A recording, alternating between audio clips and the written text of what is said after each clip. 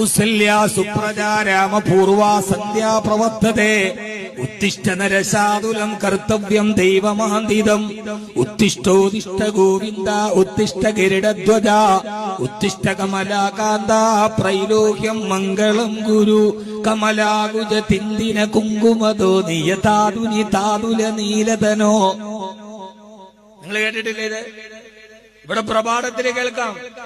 സന്ധ്യയാകുമ്പോ Rama Rama Rama Rama പാകിമ രാമപാദം ചേരണേ Mukunda Rama പാകിമ.